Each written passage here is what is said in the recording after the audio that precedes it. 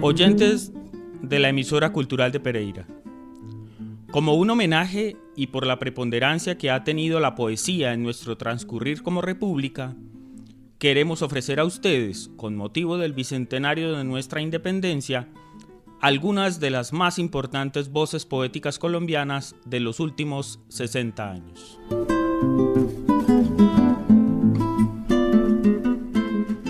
La literatura, en especial la poesía, ha dado cuenta de la historia de Colombia durante sus primeros 200 años de historia. Ya sea para velar o para denunciar la realidad, los poetas colombianos han comprometido su palabra y se han aventurado por los más hondos territorios de la conciencia. Los ha acompañado la certeza de que solo la poesía puede proponer un nuevo lenguaje y, en consecuencia, liberar a los hombres. Comencemos este viaje escuchando al poeta Jorge Gaitán Durán en una grabación realizada a finales de la década de 1950.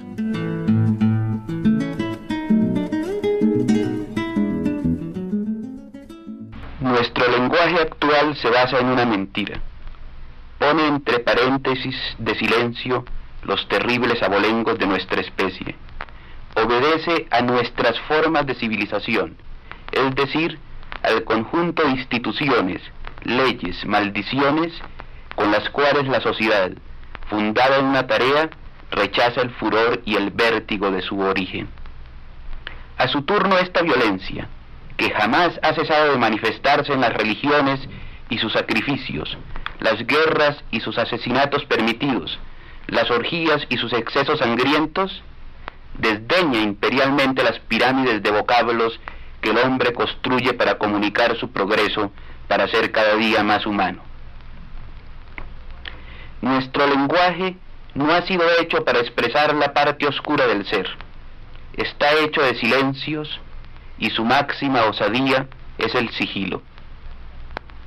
El antagonismo entre violencia y discurso solo puede ser resuelto por el himno. No os asombréis entonces de que la poesía desborde el poema, invada la novela y el teatro y se aventura en los meandros del ensayo.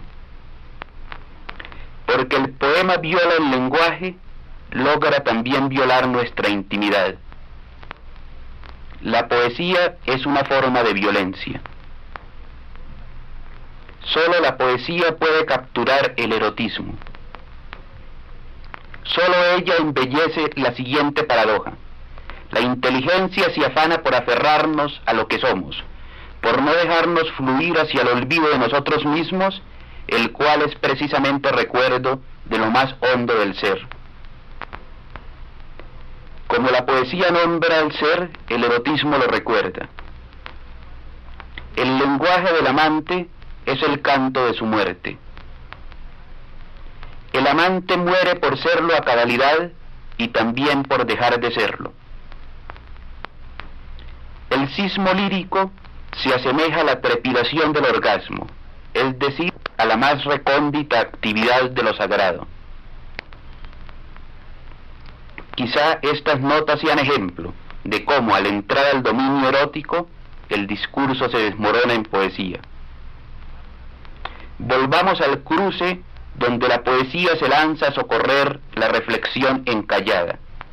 Sospecho que ésta no conseguirá descifrar trecho ninguno en nuestra pavorosa intimidad sin convertirse en reflexión poética, cuya será la obra de ofrecernos la visión de nuestra continuidad por un instante recobrada y sin embargo perdida eternamente.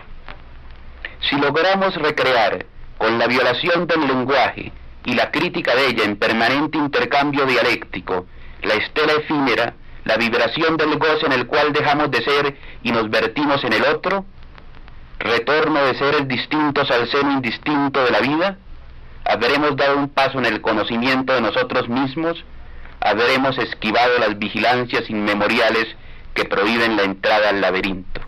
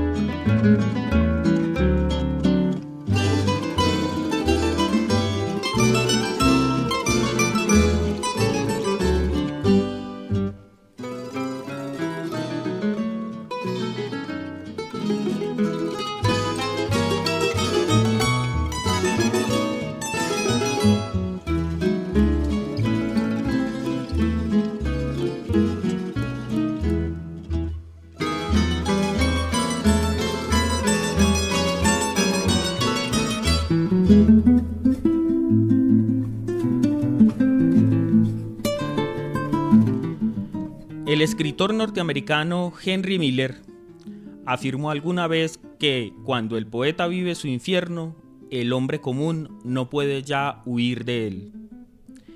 Y el infierno del poeta es la incomunicación, es decir, la violencia y la censura.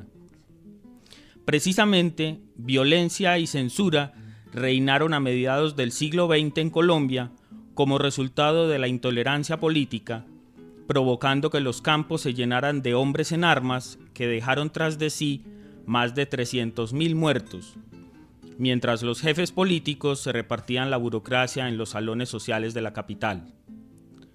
Una de las radiografías más acertadas de la realidad colombiana en ese ambiente de violencia la hizo el poeta Jorge Salamea Borda en su poema El sueño de las escalinatas, del cual ofrecemos este fragmento referido a Colombia.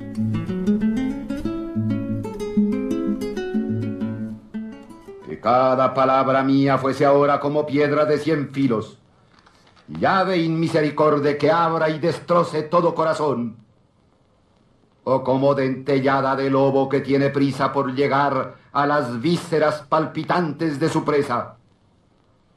Pues mi propia pobre entraña está llagada y desnuda, viendo llegar a las escalinatas la delegación de mi pueblo, mis hermanos, mi más inmediata semejanza. Helos ahí, entre taciturnos y atónitos, doblegados bajo la lluvia de su propia sangre y con el guijarro de un porqué en la garganta. Entenados de una despótica familia de próceres, libertos de una vanidosa casta feudal, hijos putativos de las cadenas, ahijados de sus propios explotadores, pupilos de los grandes empresarios, mesnada de los advertidos filántropos del paternalismo, catecúmenos de la iglesia cesárea, hombres de leva bajo las banderas de la demagogia, hombres de presa bajo los uniformes del poder, hombres de pena bajo los grandes cuadros estadísticos que registran la proliferación cancerosa de los valores bursátiles. La resaca de remotas perversiones llegó e hinchó como ponzoñosa esponja el corazón de toda aquella casta codiciosa y paternalista. La cruz gamada volteó en el espacio y, siendo ya signo de infamia en los países liberados, se trocó en ídolo devorador en la tierra colombiana, mi dulce y tremenda tierra, para enrodar a los humildes y corroborar a los poderosos. La concupiscencia del poder primero, la codicia luego, engendraron la crueldad y abonaron el crimen. Una y otro abortaron ese feto, el terror. Burundún burunda, enseñoreado de siervos y patronos. A espaldas del tartamudo locuaz, del vaquero venido a más cuando se consagró Matarife, del sordo a lo que no fuera reteñir de monedas y de la bestia militar que tuvo tantas estrellas como pezuñas, a espaldas del multifacético Burundún, los especuladores del platino, del petróleo, del café, del hierro, del uranio y del mismo cielo azul, hicieron de la sangrienta titeretada su agosto, ofreciendo como diversión a la agonía de un pueblo la alaraca de los engreídos cubileteros de la libertad condicionada y de la democracia de papel. Pero ya están aquí las víctimas con nosotros, sobre las escalinatas, y tienen voz y voto y veto en nuestro pleito. Crece, crece la audiencia.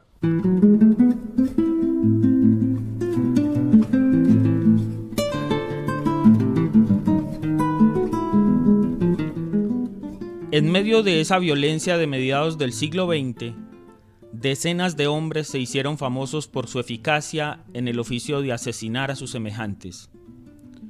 Nombres como Capitán Veneno, Efraín González, Capitán Venganza, Sangre Negra y Desquite llenaron de miedo y sangre los campos colombianos.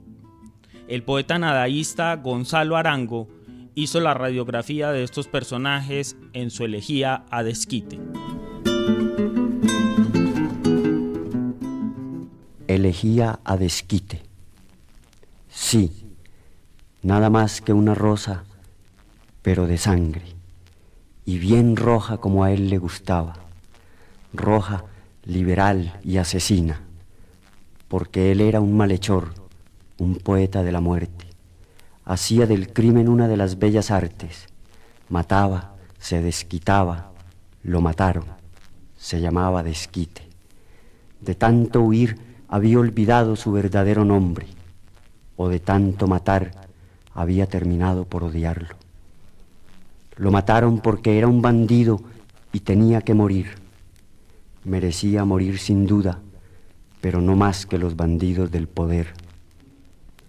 Al ver en los diarios su cadáver acribillado, uno descubría en su rostro cierta decencia, una autenticidad, la del perfecto bandido, flaco, nervioso, alucinado, un místico del terror. O sea, la dignidad de un bandolero que no podía ser sino eso, bandolero, pero lo era con toda el alma, con toda la ferocidad de su alma enigmática, de su satanismo devastador. Con un ideal, esa fuerza tenebrosa invertida en el crimen se habría podido encarnar en un líder al estilo Bolívar, Zapata o Fidel Castro. Sin ningún ideal, no pudo ser sino un asesino que mataba por matar. Pero este bandido tenía cara de no serlo. Quiero decir, había un hálito de pulcritud en su cadáver, de limpieza. No dudo que tal vez bajo otro cielo, que no fuera el siniestro cielo de su patria, este bandolero habría podido ser un misionero o un auténtico revolucionario. Siempre me pareció trágico el destino de ciertos hombres que equivocaron su camino, que perdieron la posibilidad de dirigir la historia o su propio destino. Desquite era uno de esos. Era uno de los colombianos que más valía, 160.000 pesos. Otros no se venden tan caro, se entregan por un voto. Desquite no se vendió. Lo que valía lo pagaron después de muerto, al delator. Esa fiera no cabía en ninguna jaula. Su odio era irracional, ateo, fiero, y como una fiera tenía que morir, acorralado. Aún después de muerto, los soldados temieron acercársele por miedo a su fantasma. Su leyenda roja lo había hecho temible, invencible. No me interesa la versión que de este bandido dieron los mandos militares. Lo que me interesa de él es la imagen que hay detrás del espejo, la que yacía oculta en el fondo oscuro y enigmático de su biología. ¿Quién era en verdad? Su filosofía, por llamarla así, eran la violencia y la muerte. Me habría gustado preguntarle en qué escuela se le enseñaron. Él habría dicho, yo no tuve escuela, la aprendí en la violencia a los 16 años. Allá hice mis primeras letras, mejor dicho, mis primeras armas. Con razón, se había hecho guerrillero siendo casi un niño, no para matar, sino para que no lo mataran, para defender su derecho a vivir, que en su tiempo era la única causa que quedaba por defender en Colombia, la vida. En adelante, este hombre, o mejor, este niño, no tendrá más ley que el asesinato. Su patria, su gobierno, lo despojan, lo vuelven asesino, le dan una psicología de asesino. Seguirá matando hasta el fin porque es lo único que sabe, matar para vivir. Solo le enseñaron esta lección amarga y mortal, y le hará una filosofía aplicable a todos los actos de su existencia. El terror ha devenido su naturaleza, y todos sabemos que no es fácil luchar contra el destino. El crimen fue su conocimiento. En adelante solo podrá pensar en términos de sangre. Yo, un poeta, en las mismas circunstancias de opresión, miseria, miedo y persecución, también habría sido bandolero. Creo que hoy me llamaría General Exterminio. Por eso le hago esta elegía a Desquite, porque con las mismas posibilidades que yo tuve, él se habría podido llamar Gonzalo Arango y ser un poeta con la dignidad que confiere Rimbaud a la poesía. La mano que maneja la pluma vale tanto como la que conduce el arado. ¿Estoy contento de que lo hayan matado? Sí, y también estoy muy triste, porque vivió la vida que no merecía, porque vivió muriendo, errante y aterrado, despreciándolo todo y despreciándose a sí mismo, pues no hay crimen más grande que el desprecio de uno mismo. Dentro de su extraña y delictiva filosofía, este hombre no reconocía más culpa ni más remordimiento que el de dejarse matar por su enemigo, toda la sociedad. ¿Habrá alguna relación con él aquello de que la libertad es el terror? Un poco sí. ¿Pero era culpable realmente? Sí, porque era libre de elegir el asesinato y lo eligió. Pero también era inocente en la medida en que el asesinato lo eligió a él.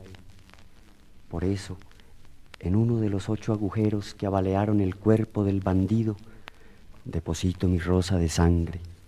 Uno de esos disparos mató a un inocente que no tuvo la posibilidad de serlo. Los otros 7 mataron al asesino que fue. ¿Qué le dirá a Dios este bandido? Nada que Dios no sepa, que los hombres no matan porque nacieron asesinos, sino que son asesinos porque la sociedad en que nacieron les negó el derecho de ser hombres. Menos mal que Desquite no irá al infierno, pues él ya purgó sus culpas en el infierno sin esperanzas de su patria. Pero tampoco irá al cielo, porque su ideal de salvación fue inhumano y descargó sus odios eligiendo las víctimas entre inocentes. Entonces, ¿a dónde irá Desquite? Pues a la tierra que manchó con su sangre y la de sus víctimas. La tierra que no es vengativa lo cubrirá de cieno, silencio y olvido. Los campesinos y los pájaros podrán ahora dormir sin zozobra. El hombre que erraba por las montañas como un condenado ya no existe. Los soldados que lo mataron en cumplimiento del deber le capturaron su arma en cuya culata se leía una inscripción grabada con filo de puñal. Solo decía: esta es mi vida. Nunca la vida fue tan mortal para un hombre. Yo pregunto sobre su tumba cavada en la montaña. ¿No habrá manera de que Colombia, en vez de matar a sus hijos, los haga dignos de vivir? Si Colombia no puede responder a esta pregunta, entonces profetizo una desgracia. Desquite resucitará y la tierra se volverá a regar de sangre, dolor y lágrimas.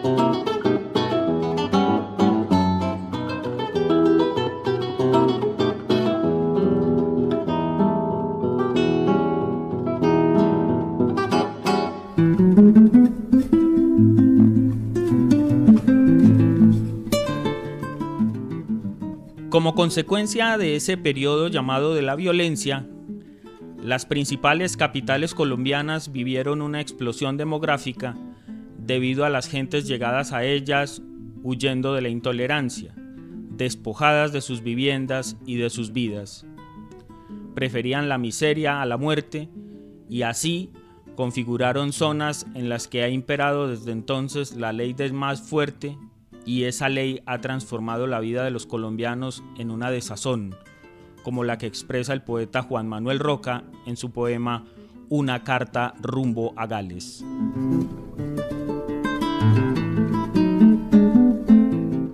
Una carta rumbo a Gales. Me pregunta usted, dulce señora, ¿qué veo en estos días a este lado del mar? Me habitan las calles de este país para usted desconocido, estas calles donde pasear es hacer un largo viaje por la llaga, donde ir a limpia luz es llenarse los ojos de vendas y murmullos. Me pregunta, ¿qué siento en estos días a este lado del mar? Un alfileteo en el cuerpo, la luz de un frenocomio que llega serena a entibiar las más profundas heridas nacidas de un poblado de días incoloros. Y el sol, un viejo drogo que ha lamido esas heridas. Porque sabe usted, dulce señora, es este país una confusión de calles y de heridas. La entero a usted, aquí hay palmeras cantoras, pero también hay hombres torturados.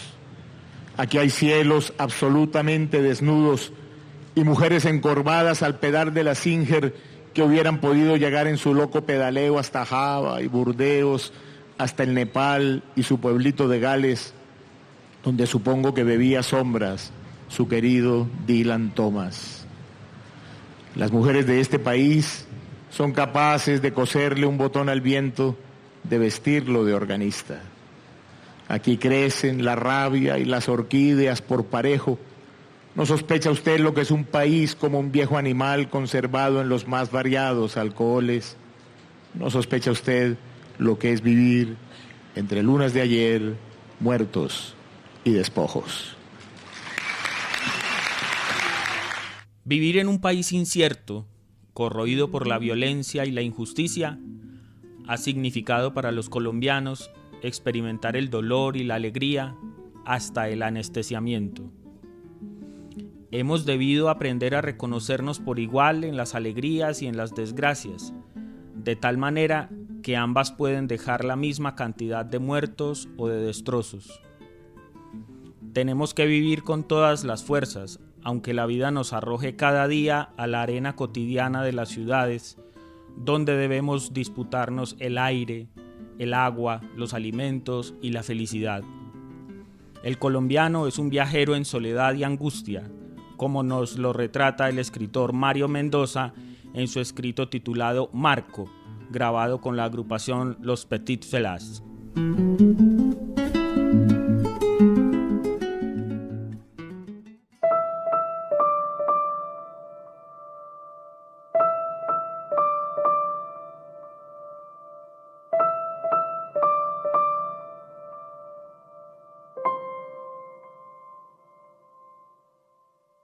Soy Marco, el que navega de día en día, como si atravesara continentes inhóspitos e inexplorados.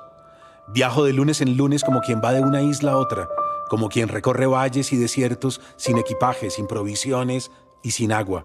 Soy el viajero de lo cotidiano. Me voy de rumba, me enamoro, me siento solo, me deprimo y al final no sé cómo salir de los infiernos. He visto monstruos allá abajo, en las zonas de sombra, en los recónditos laberintos del inconsciente. He pensado en el suicidio, en irme lejos, donde nadie conozca mi nombre. He soñado con ser monje cartujo, pigmeo, marinero o esquimal. Siempre estoy ausente, lejos, ensimismado. Es difícil atraparme. La ciudad es una cebolla y exploro cada capa con la misma intensidad. He amado con pasión, con angustia, al filo del abismo. Y también me he despertado en medio de la noche sabiéndome completamente solo, sin nadie, como un Robinson Crusoe extraviado en esta ciudad de lluvias y tormentas. Un Robinson vagabundeando de calle en calle, nómada, sin tribu ni familia. Un Robinson cabizbajo que se hunde en las peligrosas noches de una ciudad fantasmagórica. Soy Marco el enamorado, el solitario, el náufrago. Pero también soy Jorge, Carlos y Fidel. Soy Amanda, Carmen y Lulú. Soy del sur y del norte, del defectuoso y Buenos Aires. Soy de Lima y Montevideo, de La Habana y Santiago. Soy heterosexual, bisexual, homosexual, transexual, asexual. Me gusta todo el mundo y no me gusta nadie. Me acuesto con todos y con ninguno. Todas las camas de la tierra son mías y en ninguna puedo dormir. Sé que detrás de cada caricia se esconde un inmenso dolor y que todo amor es el comienzo de una larga caída. Jamás digo te amo y nunca aprendí a decir adiós. Al final, siempre duermo a la intemperie. Conozco el pecado como pocos. Soy experto en descensos, en hacerme daño. Y me cuesta mucho rescatarme. Conozco puertas que conducen a otros mundos, pasadizos secretos, túneles interdimensionales. La realidad es un laberinto y yo sé dónde está la salida. Soy el aventurero de las dimensiones desconocidas, el caminante de los universos paralelos. Todas las noches sueño con el Sputnik. Soy el piloto de las aerolíneas de Dios. Soy el psiconauta que al final siempre se acuesta solo y en posición fetal. Me dicen que necesito ayuda, que debo ir al psicólogo, que debo convertirme en el dócil discípulo del terapeuta. Mi estado natural es la melancolía. Soy siempre el problema, el obstáculo, alguien del que es imposible sentirse orgulloso. No me interesa la política, sino la polírica. La enfermedad es una antigua conocida y siempre me curo a punta de palabras. Soy experto en desilusiones, no tengo planes, no me aferro. Sé que toda esperanza es una trampa. Paso las noches en vela navegando hacia la nada. Mi soledad es mi única riqueza. No me miento, perder es mi consigna. Ayer es hoy, mañana es hoy. Todos los tiempos se precipitan hacia el ahora. Voy dando la vuelta por un laberinto en el que siempre termino frente al mismo espejo. Pasado, presente y futuro no son más que metáforas maleables de una misma curva. Carpe diem. Un día me moriré como cualquiera y entonces volveré con otro nombre y otro rostro. Encarnaré en otro cuerpo y tendré otra cara. Seré indio, rubio, negro, mestizo o sambo. Me llamaré José, Raquel o Guadalupe. Seré paisa, porteño o mexicano. Morir no es más que viajar hacia el siguiente nacimiento. Siempre estaré en tránsito y espero algún día aprender a ascender, a aprender a ser superior a mis desgracias y a mis más hondas miserias.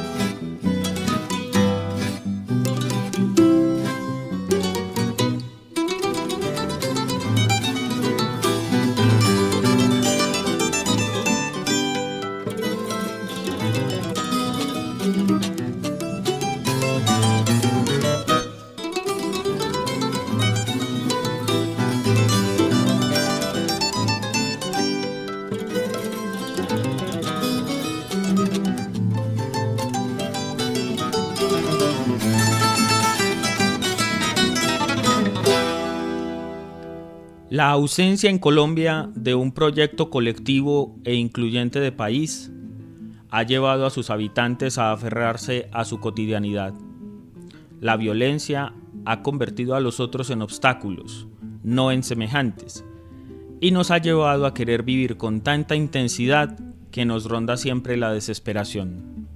Esa desesperación y la extrañeza de ser hombre es parte de la esencia de los poemas de León de Greiff.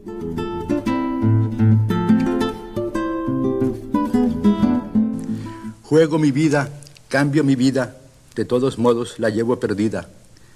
Y la juego o la cambio por el más infantil espejismo, la dono en usufructo o la regalo.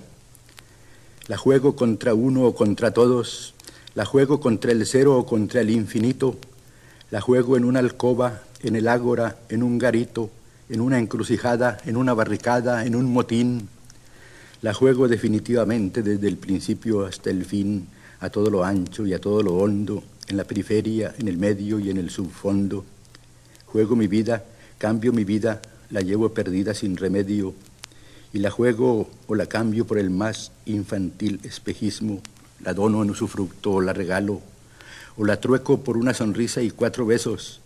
Todo me da lo mismo, lo eximio y lo ruin, lo trivial, lo perfecto, lo malo.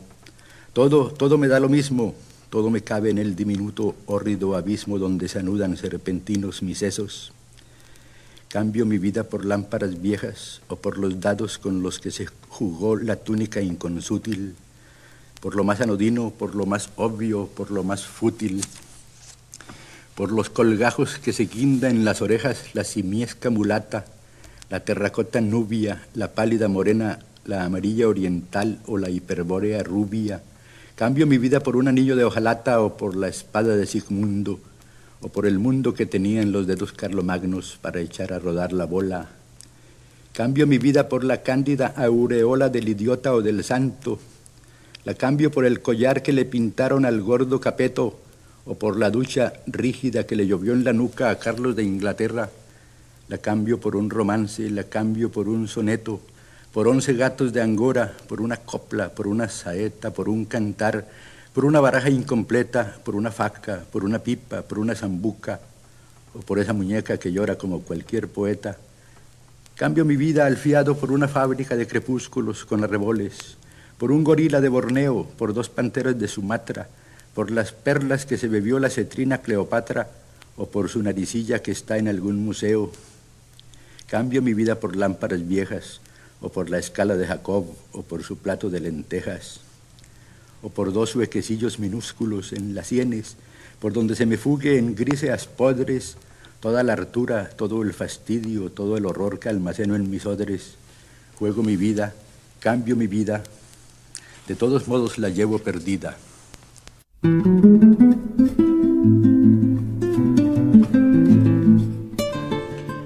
Algunos poetas colombianos han incorporado en sus escritos una profunda reflexión sobre la ética, a partir de su experiencia poética y vital. Esa reflexión ética ha girado alrededor de la dignidad de los oficios, el respeto por la nobleza, la solidaridad y la honestidad de los otros, así como por la memoria y la presencia en la propia vida de seres cercanos que le dan sentido a la existencia. Quizá una de las más sinceras, arriesgadas y más bellas reflexiones poéticas sobre la humanidad la legó el poeta Raúl Gómez Hatín. El Dios que adora.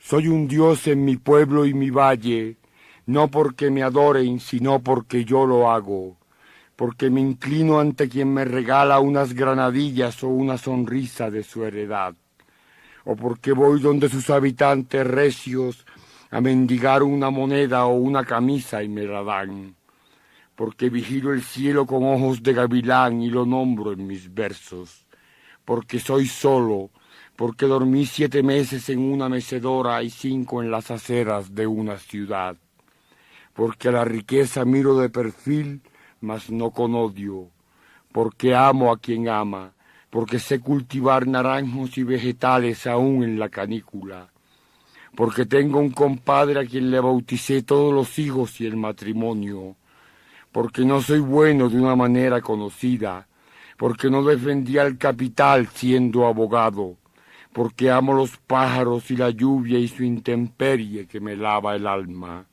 porque nací en mayo, porque sé dar una trompada al hermano ladrón, porque mi madre me abandonó cuando precisamente más la necesitaba, porque cuando estoy enfermo voy al hospital de caridad, porque sobre todo respeto solo al que lo hace conmigo, al que trabaja cada día un paga amargo y solitario y disputado, como estos versos míos que le robo a la muerte.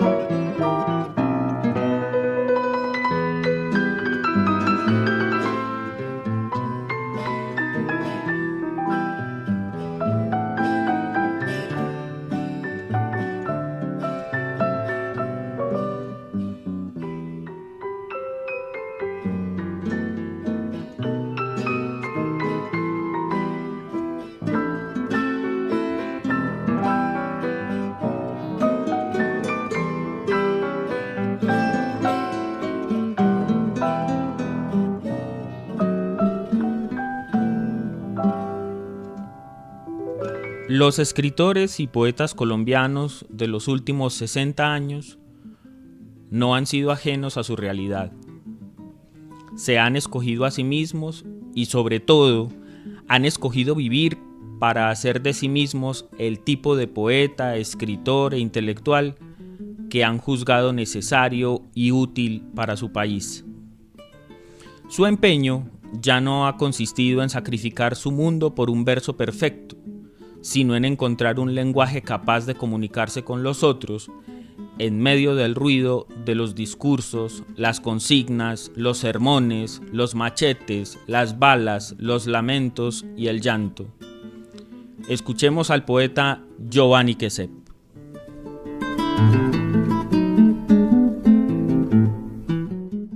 En el aire hay un pájaro muerto. ¿Quién sabe a dónde iba ni de dónde ha venido? ¿Qué bosques traía? ¿Qué músicas deja? qué dolores envuelven su cuerpo, en cuál memoria quedará como diamante, como pequeña hoja de una selva desconocida, pero en el aire hay un patio y una pradera, hay una torre y una ventana que no quieren morir y están prendidos de su cola larga de norte a sur. En el aire hay un pájaro muerto, no sabrá de la tierra, ni de esta mancha que todos llevamos, ni de las máscaras que la pidan, de los bufones que hacen del rey un arlequín perdido. ¿Quién lo guarda? ¿Quién lo protege como si fuera la mariposa angélica? Pájaro muerto entre el cielo y la tierra.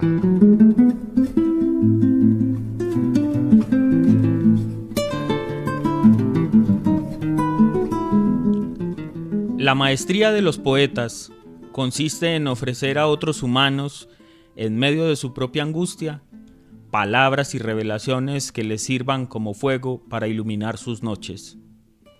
Hoy se habla de que el país está sumido en una crisis o saliendo de la crisis.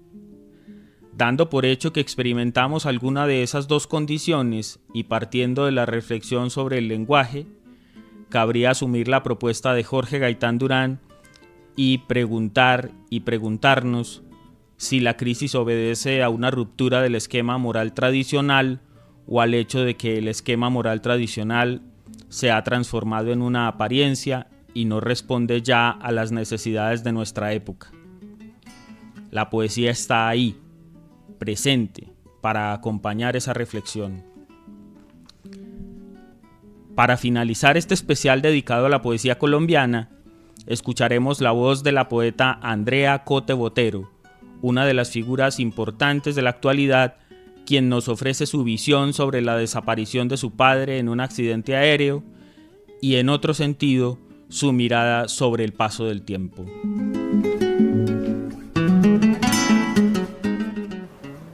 Padre entrando al paisaje. Es para mi padre.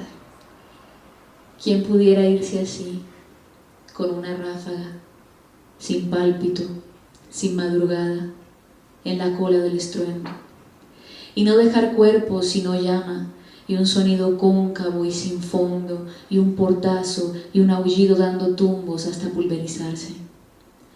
Muy cerca cruzan los insectos, y un papel rendido en la explanada, allá en lo yermo, donde nos dicen que has muerto, es otra esquirla de plata espejeando la herida de la tierra. No nos permiten pasar hasta ese plano, ni quedarnos a dormir sobre la espalda de la hierba seca. A esa temprana lejanía nos condenan. Me pregunto si habrás echado en falta el sostenido resplandor que vela los ojos de los moribundos, y si realmente nos dirías que prescinda de este fondo sin fondo de las cosas que llaman el dolor. Hay que salir, sentencian. No entienden que en estas circunstancias podrías no saber que no fuimos los primeros en partir. Por suerte viene una tormenta, te lloramos con la furia y la osadía de los truenos. Qué pequeñas son las hojas y breve el árbol que las mece en la espesura, y el bosque que todo lo contiene también qué breve. Qué escasa además la que llaman madrugada, y en especial qué breve esta estancia. Veloz por la escampada cruza un ramo de papeles que arrojó tu vuelo. Son tus cartas liberadas como hierba, tan solo libremente herida por el fuego. Qué natural va tu misiva en la hojarasca, y ligeras también se van tus manos, tus palabras, tan recias y tan nuestras, ahora nunca más, ya son del viento. Lección única sobre cosas viejas. Ya dije, no sé quién inventa el olor de la casa, no sé. Más aún si lo que te gusta es la vista ruinosa de los tejados y la pared deslucida y el muro demolido y su puerta que ya no tiene afuera. Más aún si ya no recuerdas que no es el olor, sino la bondad de las cosas al exhibir su derrota.